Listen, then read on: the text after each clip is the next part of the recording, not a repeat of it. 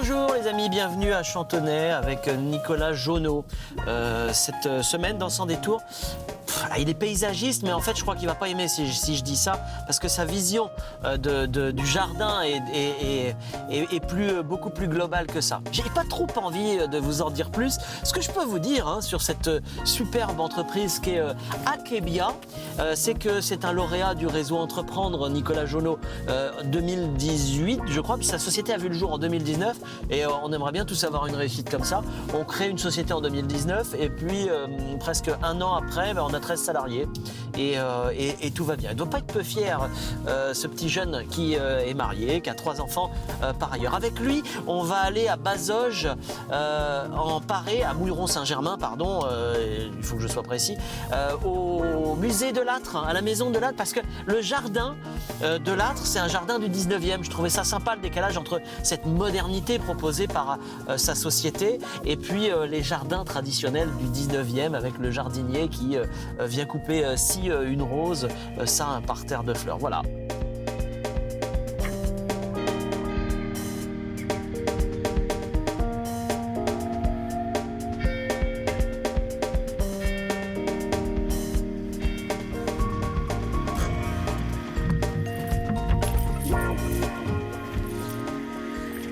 C'était prévisible. Monsieur le Président, bonjour. C'était prévisible. Salut Hervé. Comment ça va? Ça va et toi? Je suis content de te voir. Je suis content de te découvrir parce que tu es le plus jeune président que je connaisse de ta société qui est née donc en janvier 2019. C'est ça. De 0 à 13 en décembre. Je crois comprendre que tu n'es pas peu fier. Je suis satisfait du moins. Est-ce qu'on a le droit d'être satisfait comme ça quand on a une fulgurance? Comment tu le vis? Bah plutôt bien. C'est le fruit d'un travail qui est préparé depuis très longtemps, donc D'accord. C'est une bonne surprise sans en être une, puisque finalement c'était préparé pour ça. Quand tu dis depuis très longtemps, ça veut dire qu'une société, ça se pense combien de temps à l'avance? Cette idée-là, on va rentrer après dans le détail du concept d'Abeka. Akebia, pardon. Oh là là, j'espère que je ne me suis pas trompé dans l'introduction. Voilà, depuis combien de temps de préparation? C'est une idée qui germe toujours en moi de créer une entreprise. Après le concept Akebia, on va dire que c'est depuis 2-3 ans vraiment que j'y réfléchis de manière très, très forte. Vous êtes 2 au départ? On est 2, ouais. On est 2 et du coup le lancement il s'est fait vraiment en juillet 2018 où on s'est rencontrés, donc le deuxième Fabien, et là où on a vraiment travaillé dur pour commencer en janvier 2019 et que tout soit bien abouti. Ouais, très bien. Voilà. Allez, tu vas me raconter ta vie, ton œuvre dans la voiture. Ça marche.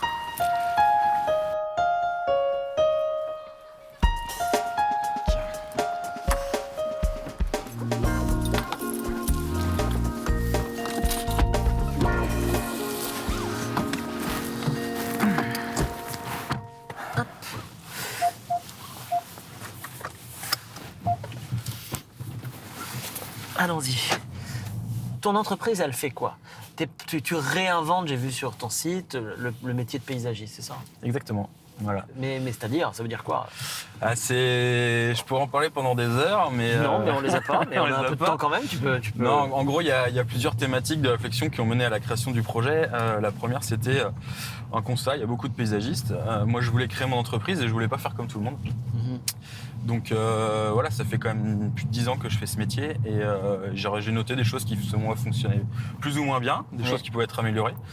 Et voilà, le projet il est né de ça, de vouloir faire différemment, que ce soit au niveau de la réalisation des travaux, des prestations qu'on va proposer aux clients, mais aussi de la façon de fonctionner, donc tant du point de vue management que de l'appropriation de tout ce qui est innovation technologique. Au départ, tu es ingénieur, tu as fait une école d'ingénieur? Oui, exactement.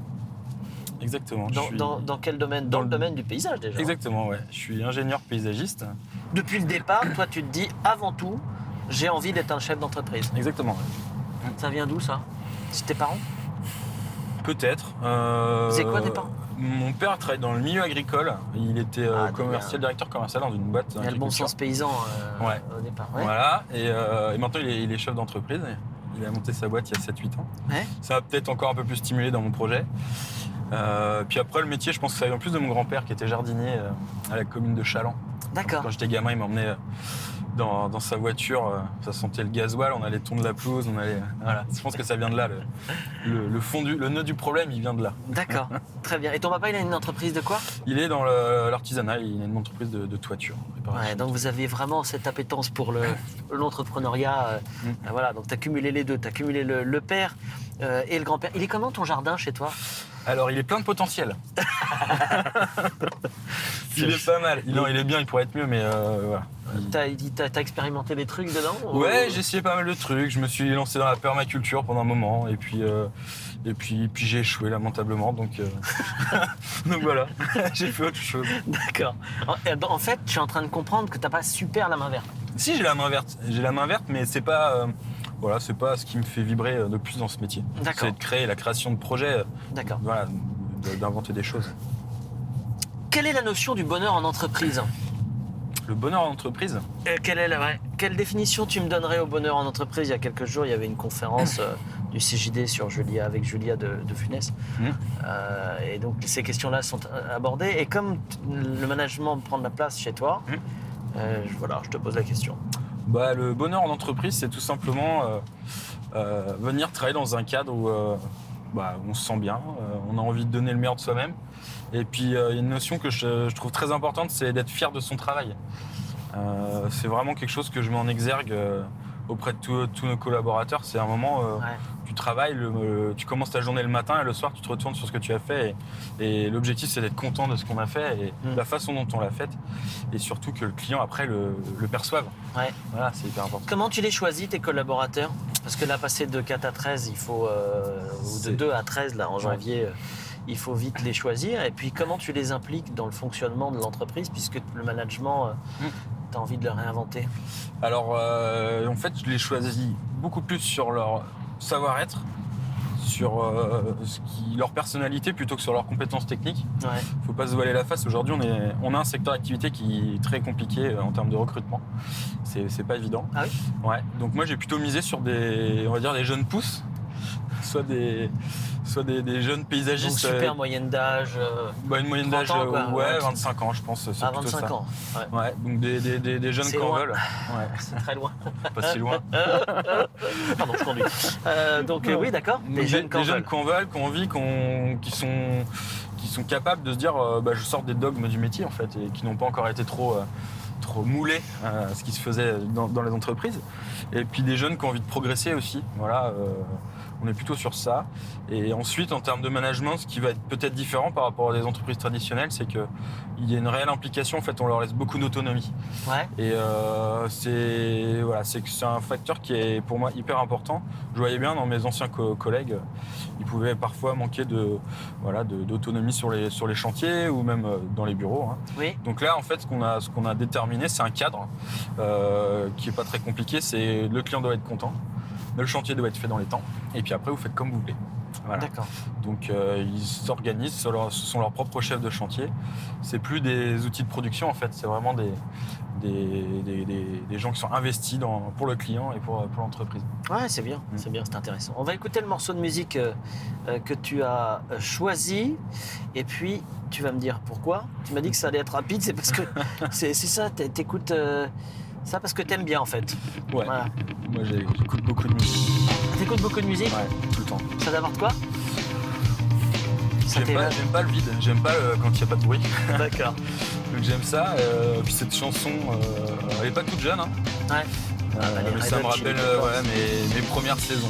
D'accord. Très bien. Les vacances. Alors, tu sais, on va dans un jardin, si le temps est clément, un jardin du 19e siècle à la maison de l'Âtre, à Mouilleron-Saint-Germain. D'accord. Il y a le musée de l'Âtre, il y a la maison Clémenceau, le musée Clémenceau, enfin, tu vois. Et il y avait soit un jardin hyper moderne, puisque ça a été inauguré l'an dernier, le musée Clémenceau de l'Âtre, et soit la maison de l'Âtre. Je préfère te promener dans un jardin 19e pour que tu me donnes un peu ton avis, que tu as des conseils et qu'on puisse continuer à échanger. Et puis parce que le passé féconde l'avenir, tu sais. Et les vieux jardins comme ça, sans ces vieux jardins et les gens qui les ont entretenus, il n'y aurait pas ce que tu fais aujourd'hui. Allez, on écoute. Staring straight up into the sky.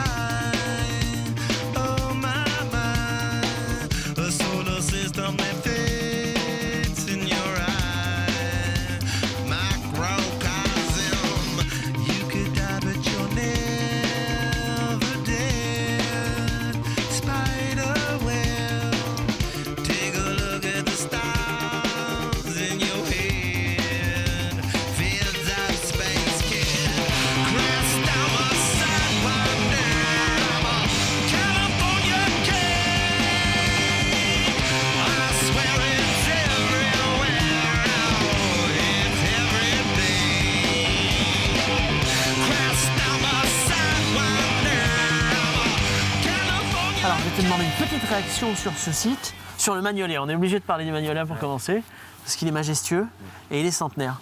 Il est beau, il est très très beau. T'as fait de la botanique, toi, pour... Alors, on peut appeler ça de la botanique, on appelle ça de la reconnaissance de végétaux. Ouais. C'est plutôt être capable de distinguer, détecter les espèces et puis de savoir où les planter au bon endroit, au bon moment, Bien sûr. bon ensoleillement. Moi, je vous invite à venir ici pour le Magnolia, qui est plus que centenaire, parce qu'à l'intérieur, il y a des cabanes à faire, vous imaginez pas, quel que soit votre âge. Vous venez ici avec les enfants. Enfin, c'est pas pour ça qu'on est là, on est pour l'histoire aussi, avant tout. Entre tradition et modernité, on est dans un jardin 19e et on va parler de la manière dont tu travailles et des process que tu as mis en place. Notamment, il y a un truc, c'est ce logiciel. En fait, tu fais quoi? C'est de la réalité virtuelle? Enfin non, non, c'est pas de la réalité virtuelle? Non. Comment tu fais? Tu proposes aux gens sur tablette de voir leur jardin? Exactement. En fait, c'est un outil qui est un facilitateur pour le client et pour l'entreprise. Ouais. Simplement, sur tablette, on va pouvoir dessiner le projet du client. Et grâce à un algorithme, ça chiffre instantanément le coût du projet, la valeur de l'aménagement. Ah, d'accord. Voilà. D'accord. Et donc, ça permet tout de suite de visualiser ce qu'on veut proposer.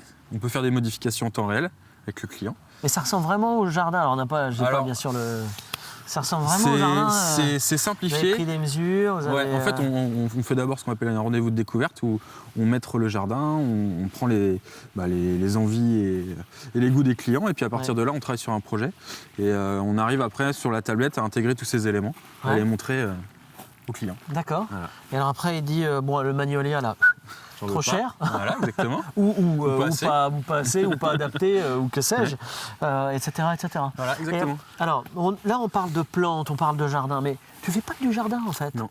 C'est-à-dire que votre société, elle est globale. C'est-à-dire que tu fais du mobilier, tu fais quoi d'autre? Tu fais une piscine? Tu peux faire Non, une piscine? on ne fait pas piscine. Il faut y penser. Il faut y penser, mais après, on préfère faire moins de choses, mais très bien, plutôt que se disperser dans plein d'activités différentes. Moins de choses, c'est quand même quoi? Moins de choses, c'est tout ce qui va être aménagement extérieur, on va dire traditionnel. Des terrasses, des clôtures, des allées, des plantations, gazon, éclairage. Et en fait, on a greffé une activité qui est celle de décorateur, on va dire ça, extérieur. On va intégrer du mobilier, des accessoires décoratifs, et dont une partie est fabriquée dans des ateliers aux Herbiers. Une petite entreprise qui s'appelle De l'Atelier, qui est une entreprise qui a été créée par mon associé. Où il y a des couturières qui vont fabriquer des rideaux, des rideaux pour l'intérieur, mais pour nous, ça va être des tapis d'extérieur, des voiles d'ombrage, des coussins, des lampes, plein de choses qu'on peut retrouver à l'extérieur. D'accord. Donc en fait, alors tout est intégré dans l'entreprise en fait. Enfin, alors, sauf que c'est une autre société pour le mobilier. On va dire que ça fait partie d'un groupe et on fonctionne tous en commun. D'accord. Pas de sous-traitance, pas de zéro sous-traitance. Intégré. Ouais. C'est pas très moderne ça.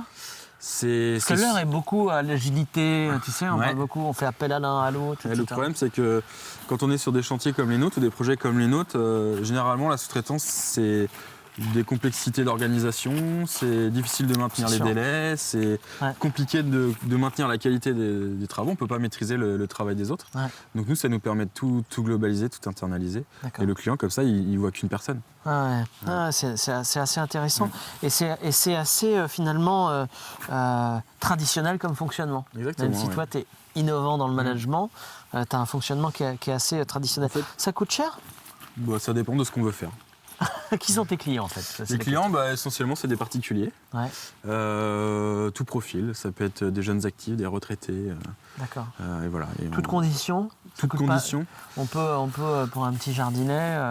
Ça va dépendre des matériaux qu'on utilise, de la taille du jardin, du budget qu'on a envie d'y allouer. Il y a plein de paramètres, mais on peut se faire plaisir à moindre coût et puis on peut faire des très gros projets également. Très bien. Allez. On dit souvent que le passé, nos anciens fécondent de ce qu'on sait faire aujourd'hui et l'avenir. Dans un jardin 19e comme ça, c'est le cas en fait. Exactement. Toi, si on te demande un jardin à l'ancienne, tu sauras faire aussi aujourd'hui. Mais c'est, je pense, que les choses que je pourrais peut-être le plus apprécier. C'est vrai? Parce qu'on sort des codes. Aujourd'hui, tous les jardins vont se ressembler. Tout le monde souhaite et aspire à un jardin sans entretien, ce qui n'existe pas. D'accord. Et on a voulu mettre des gravillons partout, sauf que c'est beaucoup de travail d'entretenir un jardin minéral, parce que la moindre feuille, tu la vois. Alors que dans un jardin comme ça, tu laisses pousser, ça vit. C'est beaucoup plus facile finalement. D'accord. Toi, tu es l'homme de la vision, tu es le chef d'entreprise. Elle est où cette vision dans 3 à 5 ans? La vision, c'est de faire progresser l'entreprise, continuer son développement. Oui, ça, tous les chefs d'entreprise vont dire ça. C'est surtout dupliquer notre modèle après. C'est-à-dire, tu veux faire une franchise ou un... Alors, pas forcément de franchise. Au début, on était parti sur cette idée-là. Ce serait plutôt des succursales. D'accord. Pour en fait créer des petites unités. Qui ne soient, en fait, on ne veut pas une grosse boutique où on perd un petit peu le lien entre les uns et les autres. Ouais. Donc, je préfère avoir plusieurs unités à taille humaine, on va dire.